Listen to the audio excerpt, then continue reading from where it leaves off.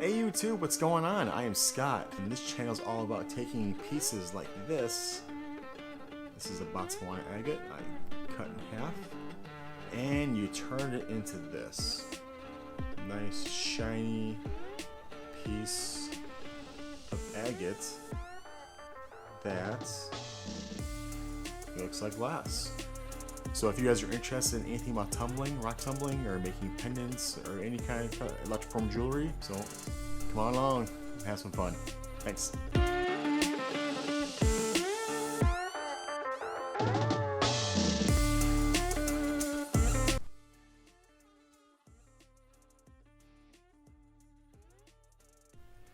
Alright, this is 5 months worth of work. You know, they range from this soda light, which I've done in the Lot O, to this one right here, which these are done in rotary. This is Desert Jasper. This right here is one of the very first stones I got and I tumbled. This one gave me a lot of confidence. This one gave me overconfidence. This is about a month and a half worth of tumbling in the stone. The soda light. This was done in the Lot O.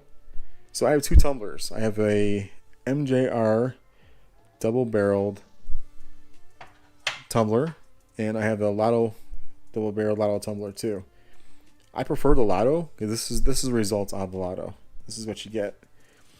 The stones look more natural, but they're shiny. They look really good. Unlike this one here, you know, you have the euconite, which I did in the rotary. Probably took me about 2 months to get this way. And I don't believe this is still done. I think this one has a little. It's not as shiny as I want it to be. So I'm gonna throw this one back in the Lot O and see how that one turns out. This is some raw Amazonite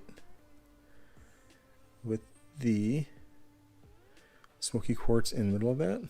I love this stone too. Ocean Picture Jasper, which I drilled out. I kind of blew one side out. This is my first attempt at drilling holes into a stone, and it's not too bad. I shaped the whole stone myself. It's about this big, and yeah, I just shaped it and then threw it in the Lot O, and it came out nice. Came out like this, so it looks really nice. This one here. This is Bumblebee Jasper. I carved this one, and I actually electroformed this one. My first attempt at electroforming. I think the top's a little too wide, but in general, it looks really nice. It kind of has a nice shine to it, and I could have kept it in the solution a little longer, but it's not a bad stone. I like it. Then we have over here, this is the Mexican Crazy Lace Agate. Now, this was in the rotary for about a week, and I took it out probably early, but I didn't want to lose all this right here. I didn't want to lose any of these little marks, any of those little carvings. It looks like a cake. It looks like tiramisu. I didn't want to lose any of this stuff. Again, the first time ever doing these, I didn't know. I mean, I could probably, now I probably can keep it longer, but I like how they look. Gives me a unique look. This is some Ocean Jasper. Little orbs in there. This is one of my favorite stones. This was done just in the rotary. I got the Lot O probably within the last month, and I prefer that. You use less grit, but again, you sacrifice making stones more natural looking than like this. This is onyx. This is done half and half. It's also a pretty stone. This is Snowflake Obsidian, or Firework Obsidian again. Nice patterns. She made a necklace out of that one. It's like that. And just, this is all done in the, it took about a week in the rotary and rest in the Lot O. Nice shine to it. I like that stone. We have some, this right here is Imperial Jasper. I'll let you form the top of that one. In the back of that, Tiger's Eye pendant. This is Blue Tiger's Eye. This one took me about 3 months to get this way. It was probably this big. And I love the banding. I love how it looks. And it's not perfect, but it was. I think I don't want to do any more to it because I don't want to lose any of the colors on it. I like how it's blue and then at the gold on the other side. It looks nice. Short pendant. This is the Desert Jasper pendant. I like how it's split. It looks like a heart. Another Desert Jasper. I bent copper around it. And more of the Montana Moss Agate. This is like glass. When it's done, it feels just like glass. You hear that, but it's just I broke a piece in half just by dropping it. And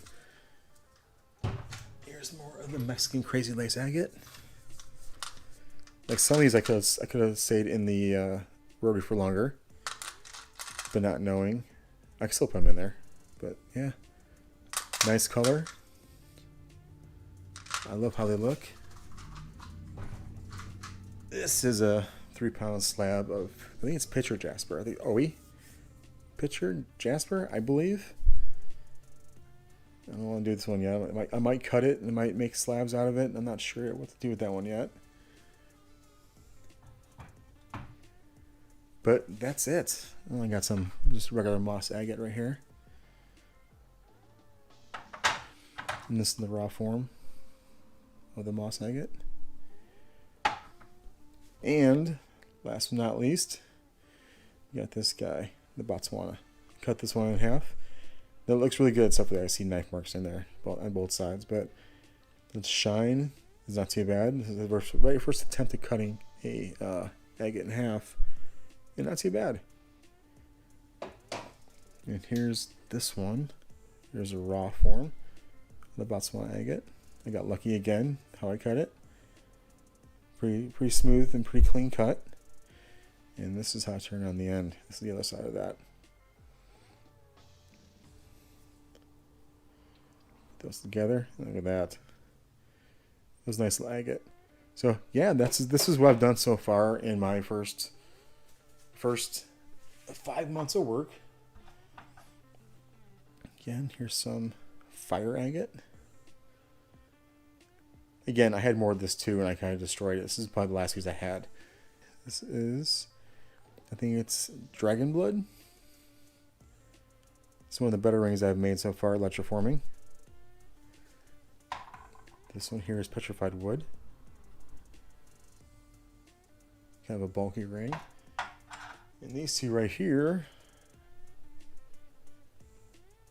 it's in turquoise. Yeah, it's my first attempt of making rings out of these two. And the raw form. That's raw form of the Snowflake Obsidian. I have some Sodalite. This is Leopard Skin Jasper. Yeah, this one here, I've done one. So that's the raw form, and that's how it looks when it's done. Be a nice little pendant when that one's done.